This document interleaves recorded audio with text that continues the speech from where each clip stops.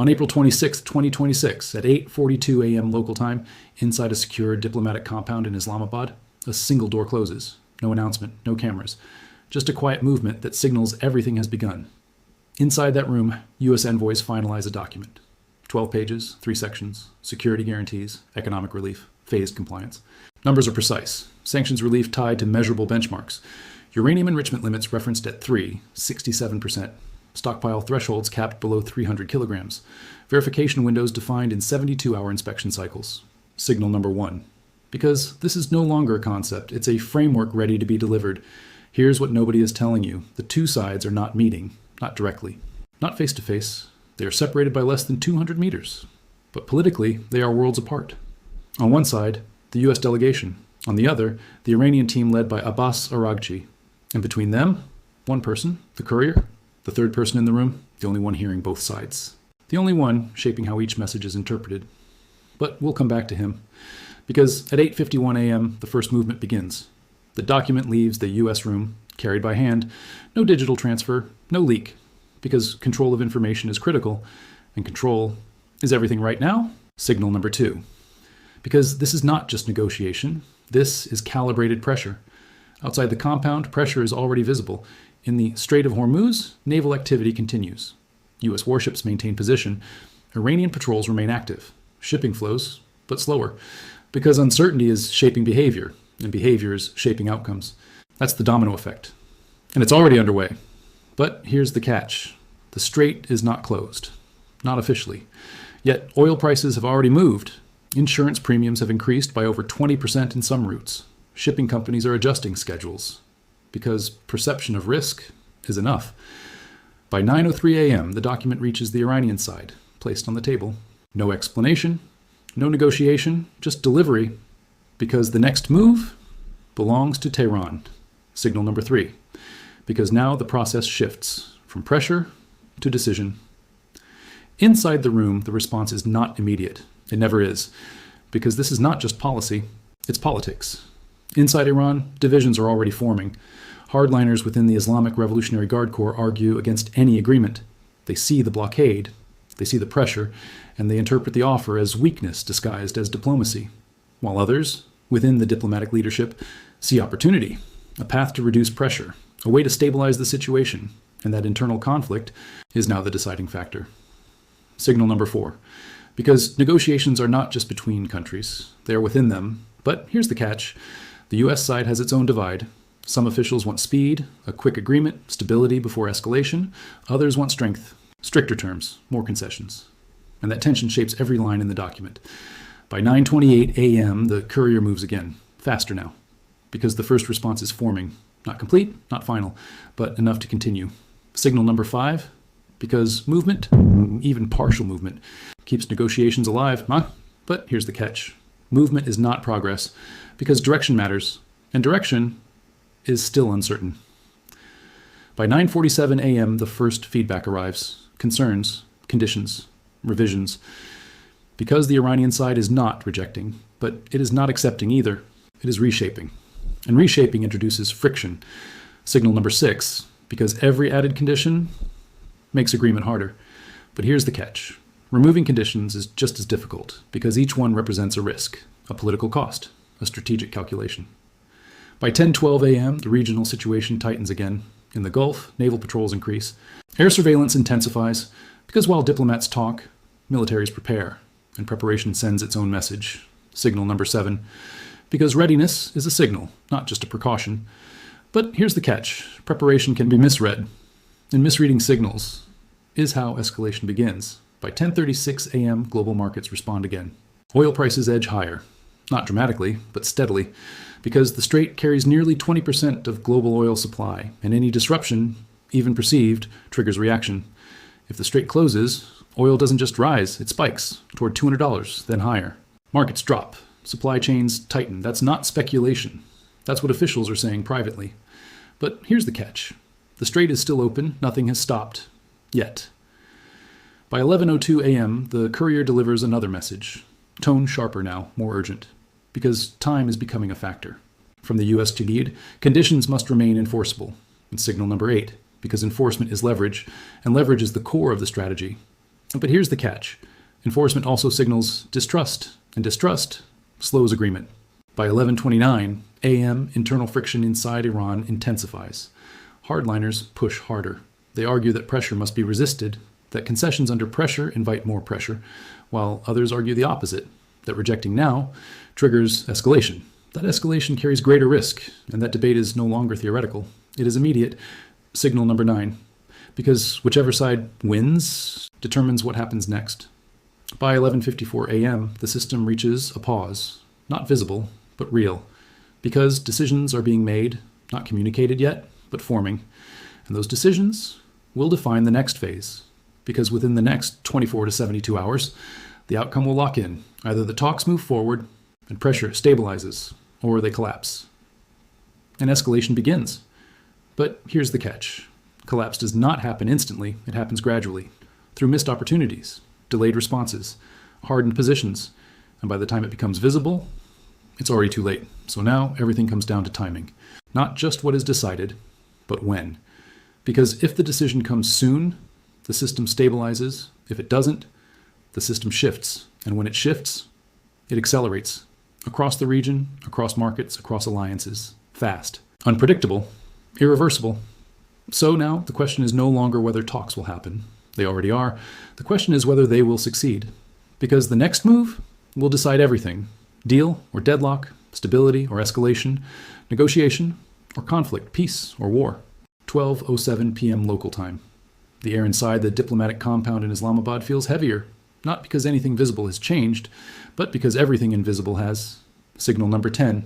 Because this is the moment negotiations stop being theoretical and start becoming irreversible. Here's what nobody is telling you. The next message is not just another response, it is the response. The one that decides direction, the one that determines whether this process continues or collapses. By 12:14 p.m., the courier is called again. Not rushed this time, deliberate. Because speed now carries risk, and risk must be controlled. He enters the Iranian room, silence, not tense, focused. Because the internal debate is over, a position has been formed, not unanimously, but decisively. Signal number 11. Because consensus is not required, only decision. But here's the catch. Decision does not equal agreement, because what is decided internally may not align externally. By 12:19 p.m., the document is handed over. 3 pages. Condensed. Clear. And most importantly, conditional. Because every acceptance comes with limits. Every concession comes with boundaries. Signal number 12. Because this is not a yes. It is a structured maybe. And structured maybes are the hardest to negotiate. By 12:26 p.m., the U.S. delegation receives the response. Reads it once, then again. Because the details matter now more than ever. Inspection timelines adjusted. Sanctions relief phased differently. Verification language tightened. And one line, quiet, almost hidden, changes everything. A demand for a partial easing of maritime pressure. Not full removal, but enough to shift the balance. Signal number 13. Because this connects diplomacy directly to the situation in the Strait of Hormuz. And that connection is where the real pressure exists. But here's the catch. The U.S. strategy depends on that pressure. Reducing it too early weakens leverage. Keeping it too long kills negotiation. And that balance is razor thin. By 12:41 p.m., internal discussions begin on the U.S. side, short, focused. Because there is no time for extended debate. Accept the adjustment and move forward. Or reject it and risk collapse. Signal number 14. Because now both sides are facing the same choice, different terms, same structure. But here's the catch. There's no perfect outcome. Every option carries cost. Accept and lose leverage. Reject and risk escalation. Delay. And increase instability. And instability is already spreading. By 1:03 p.m., outside the compound, the effects become visible again. Shipping traffic slows further. Tankers maintain greater distance between each other because uncertainty is no longer abstract. It is operational. Insurance premiums spike again because risk is being recalculated in real time, and those calculations feed directly into global markets. Because if this continues, if pressure holds, oil doesn't just rise. It surges toward levels not seen in years. And when that happens, everything else follows. Markets drop, inflation rises, supply chains tighten. That's not speculation. That's what officials are saying privately. But here's the catch. None of that has happened yet, because the system is still holding, barely. By 1:18 p.m., the courier moves again, Faster now, because the response is ready, not final, but directional. A counter-adjustment, partial acceptance. Conditional flexibility, because both sides are now doing the same thing. Testing boundaries, searching for overlap, signal number 15. Because overlap is the only path forward. But here's the catch. Overlap is shrinking, not expanding, because every condition added reduces the space for agreement. By 1:36 p.m., a leak appears, unconfirmed, but detailed. It suggests that a temporary stabilization framework is being considered. A short-term arrangement, limited duration, focused on reducing immediate pressure, not solving the entire conflict, just stabilizing it. Signal number 16. Because this is the first real sign of convergence. But here's the catch. Temporary solutions create long-term risks because they delay decisions. They don't eliminate them. By 1:52 p.m., internal friction peaks again. Inside Iran, hardliners push back hard, arguing that even a temporary deal signals weakness, that pressure must be resisted fully, while others argue the opposite, that rejecting now triggers immediate escalation. That escalation carries far greater consequences. And that debate is now the center of gravity, because whichever side wins determines what happens next. Signal number 17, because the decision is no longer external. It is internal. But here's the catch. The same tension exists on the US side.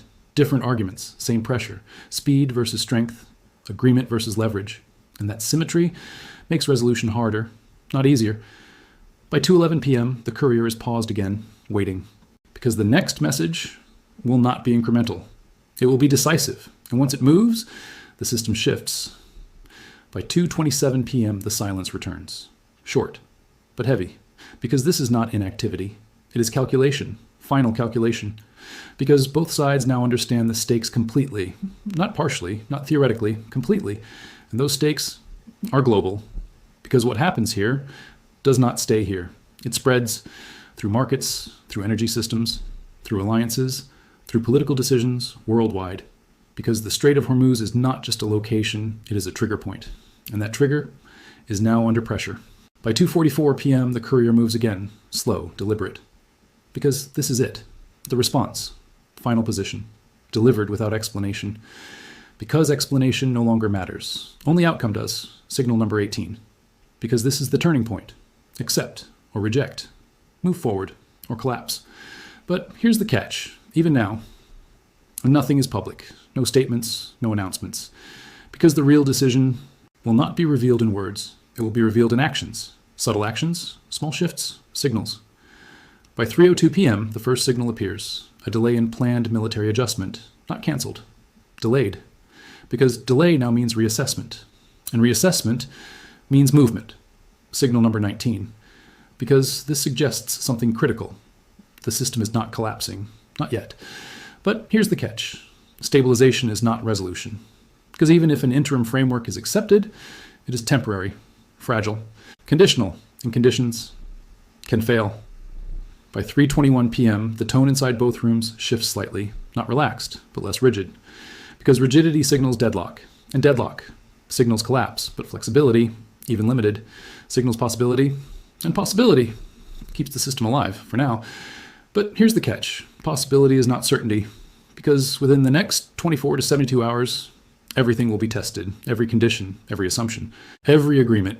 And if any of them fail, the system snaps back, faster, harder, more unstable than before. So now everything comes down to execution, not negotiation. Execution, because the decision has already been made, but the outcome has not. And the outcome depends on what happens next, because the next move will decide everything. Deal or breakdown, stability or escalation, execution or failure. 3:44 p.m. local time. Inside the secured compound in Islamabad, a single instruction is passed quietly across the room. No announcement, no reaction, just a subtle adjustment, but that adjustment is the first real signal of what has been decided. Signal number 20. Because in high-stakes negotiations, outcomes are not declared. They are revealed through behavior. Here's what nobody is telling you. The agreement, if it exists, was never going to be perfect. It was always going to be temporary, fragile, conditional, because perfect deals don't happen under pressure, only necessary ones do. By 3:52 p.m., the first visible consequence begins to unfold. A scheduled operational change in the Strait of Hormuz is quietly delayed. not canceled, not reversed, delayed. Because delay at this stage is communication. It means reassessment. It means caution. It means something has shifted behind the scenes. Signal number 21, because if the system were collapsing, that movement would not be delayed, it would accelerate. But here's the catch. Delay is not confirmation. It is possibility.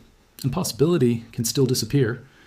By 4:07 p.m. inside both rooms, posture changes. Not dramatically, but enough. Documents are no longer being rewritten. They are being reviewed, not challenged, refined. Because when language shifts from resistance to refinement, it signals movement, real movement. But here's the catch. Movement does not guarantee success, because success depends on execution. And execution is where most agreements fail. By 4:21 p.m., the courier makes one final trip. No urgency, no pressure. Because this message is different. It is not negotiation. It is confirmation of understanding. Not full agreement, but enough alignment to proceed. Signal number 22. Because this is the moment the system stabilizes, or prepares to collapse. And right now, it is stabilizing. Slightly, carefully, but still stabilizing. Outside the compound, the effects begin to ripple. Shipping lanes remain open. But behavior shifts again.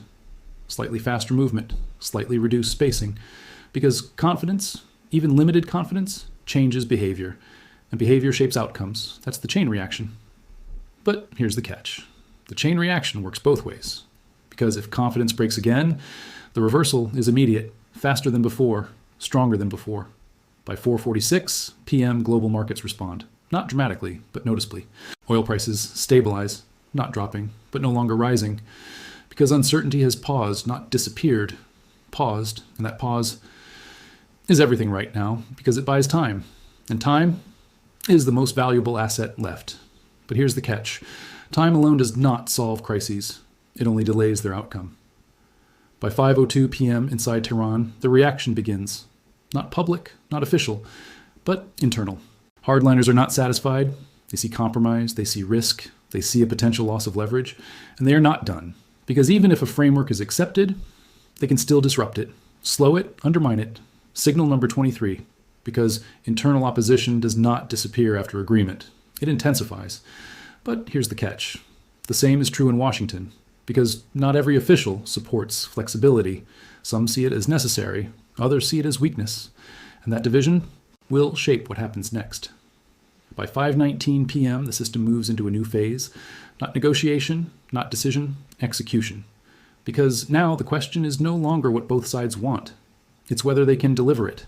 And delivery is where pressure returns. Because every condition must now be met, every timeline must be followed, every commitment must be verified. Signal number 24. Because this is where agreements are tested. Not in words, in action. But here's the catch. Even small failures now have large consequences. A delayed step, a missed signal, a misinterpreted move. And the system destabilizes again, faster, more aggressively. By 5:36 p.m., the regional picture remains fragile. Naval forces hold position. No withdrawal, no escalation, just presence. Because presence maintains pressure, even during stabilization. And that pressure is still there, waiting, ready to return if needed. By 5:58 p.m., the final reality becomes clear. Not publicly, not officially, but structurally. The crisis has not been resolved. It has been paused. And that distinction is critical. Because a pause is not an ending. It is an opportunity that can be used or lost. Signal number 25. Because everything now depends on what happens next. Not tomorrow, not next week. The next 24 to 72 hours. Because within that window, the system will either stabilize further or snap back into escalation. There is no middle ground left, not anymore. So now everything comes down to execution. Either both sides follow through, pressure eases, confidence builds, and the crisis moves toward a controlled outcome. Or they don't, conditions fail, trust collapses, and the system accelerates toward conflict. And if that happens, it will not stay contained, it will spread across the Gulf, across energy markets, across alliances, rapidly, unpredictably, irreversibly, because once the balance breaks, it does not reset, it shifts permanently. So now the question is no longer what was agreed. The question is whether it will hold, because the decision has already been made, but the outcome is still uncertain, and the outcome depends on what happens next, because the next move will decide everything, stability or escalation, Execution or failure, deal or collapse, peace or war.